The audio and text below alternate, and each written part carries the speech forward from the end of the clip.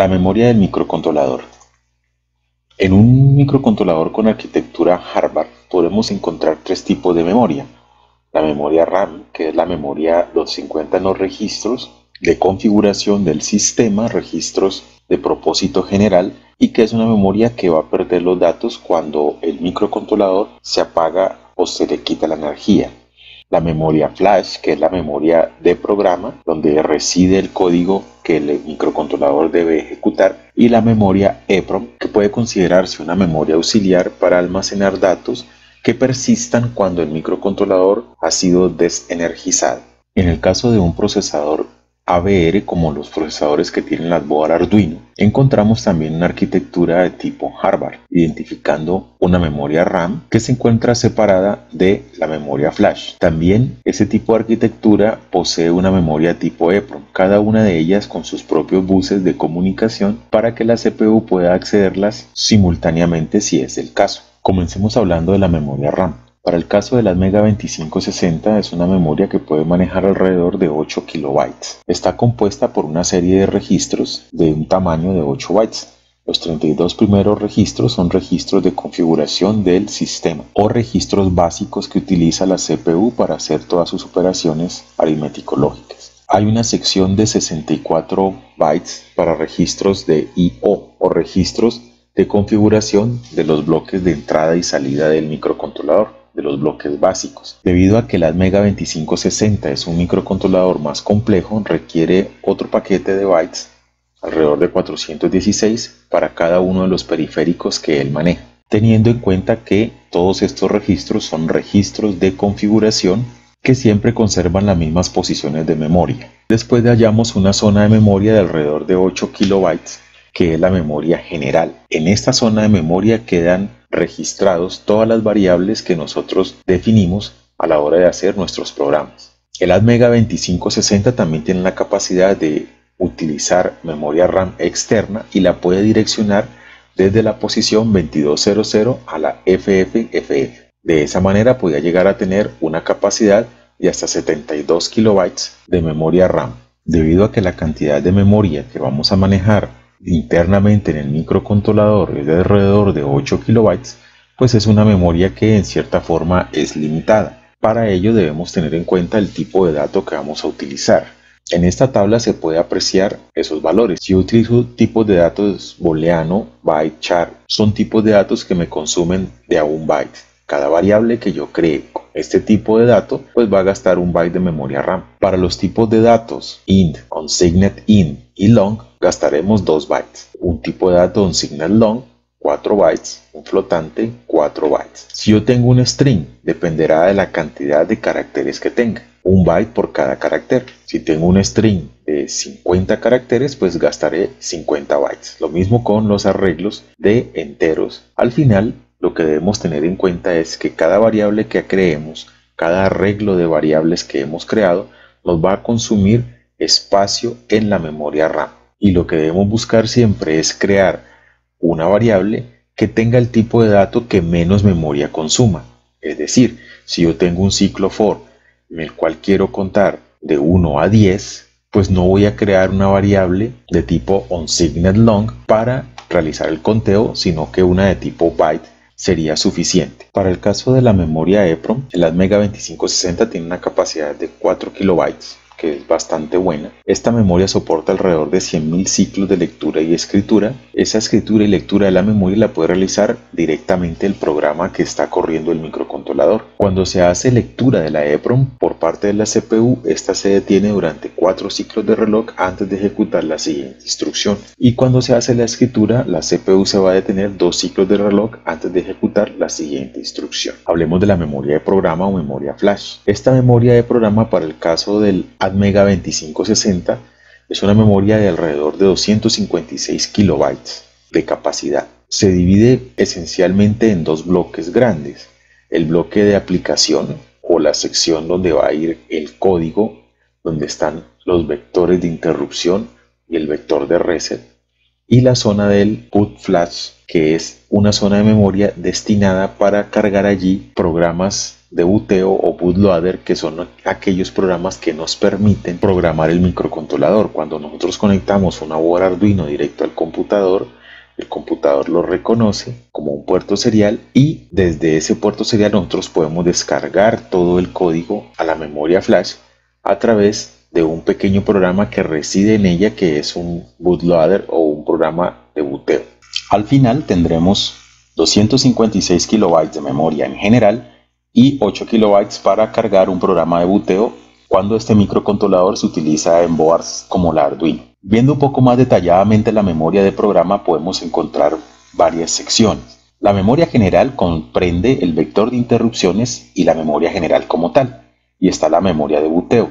Pero asociado a la memoria de programa tenemos que tener en cuenta otros dos elementos, que son el contador de programa y el stack. En la sección inicial de la memoria de programa se encuentran los vectores. El primero de ellos es el vector de reset.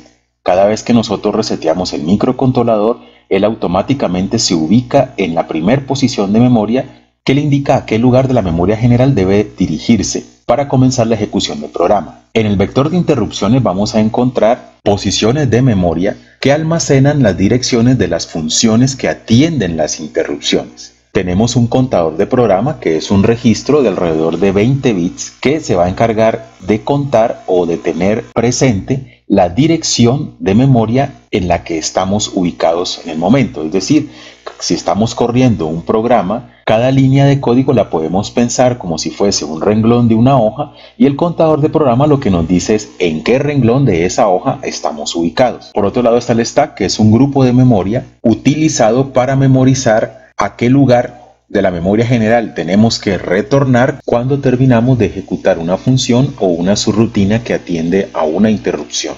Veamos entonces detalladamente cómo funciona esto. Si consideramos que esta es la memoria de programa, entonces la posición inicial va a ser el vector de reset. El vector de reset contiene información de a qué lugar de la memoria saltar justo después de que se produce el evento de reset o cuando se energiza por primera vez. Podemos pensar que en alguna parte de todo este montón de memoria existe un espacio reservado para la función setup que utilizamos en el Arduino.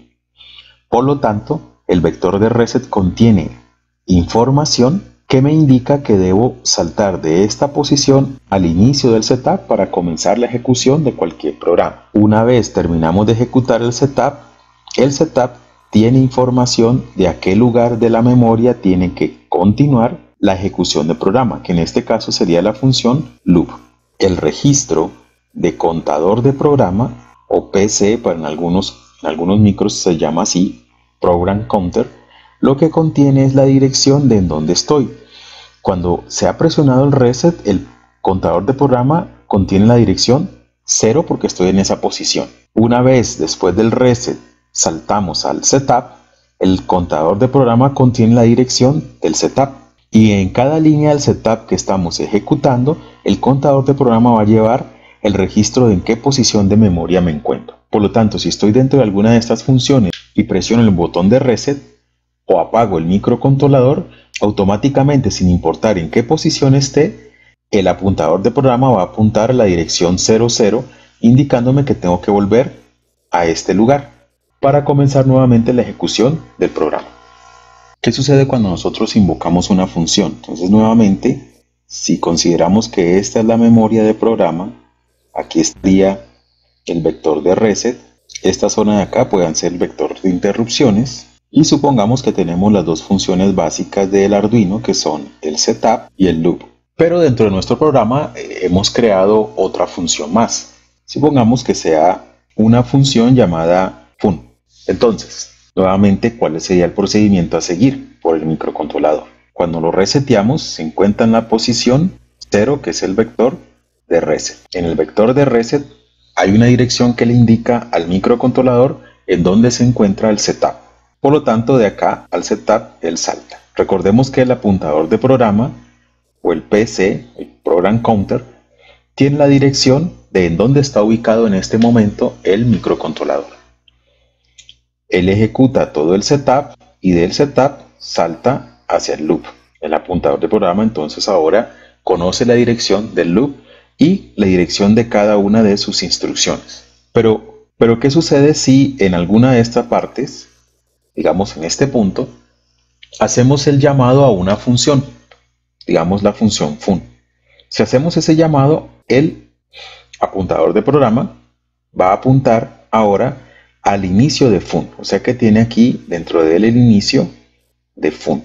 La idea es que se ejecute toda la función fun y cuando terminemos de ejecutar la función retornamos una posición después de donde invocamos esa función. El punto es el siguiente: ¿cómo hago yo para saber a dónde tengo que devolverme? Para eso entonces vamos a utilizar el apuntador de programa. ¿Qué sucede? Cuando invocamos la función, el apuntador de programa tiene que guardar la posición de memoria que tenía en algún lugar para poder recordar hacia dónde debo regresar. Esa información la guarda en el stack. Entonces el stack es una zona o un pedazo de la memoria RAM, en el caso de los Arduino, un pedazo de la memoria RAM donde vamos a almacenar esas direcciones de retorno para que cuando terminamos de ejecutar cualquier función podamos saber en qué punto fue invocada y continuar una línea después. Entonces ese sería el uso que le vamos a dar al stack cuando invocamos cualquier función. ¿Cómo es el caso de las interrupciones? Nuevamente consideremos nuestra memoria de programa, vector de reset al comienzo, y después del vector de reset está la zona de los vectores de interrupción. Entonces, cada tipo de interrupción que tiene el microcontrolador tiene reservado un pedacito de esta memoria para escribir algunas líneas de código cortas que le indiquen al microcontrolador cuando ocurre una interrupción en qué lugar se encuentra el código que atiende esa interrupción. Nuevamente supongamos que acá tenemos mi setup, supongamos que acá tengo el loop y pues que el microcontrolador salta del reset al setup, termina el setup, salta al loop y se queda aquí dando vueltas en un ciclo que se puede decir que es infinito. ¿Qué ocurre si algún tipo de interrupción se genera?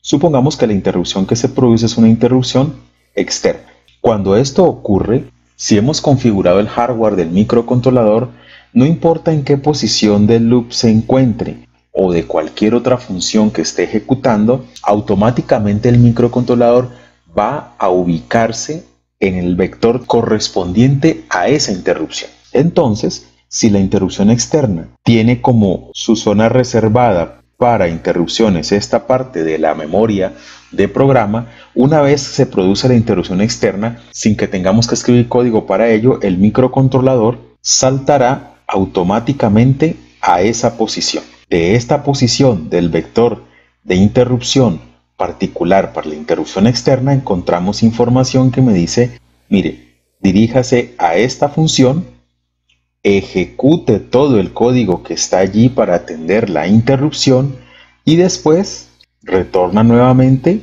a la parte final del vector de esa interrupción.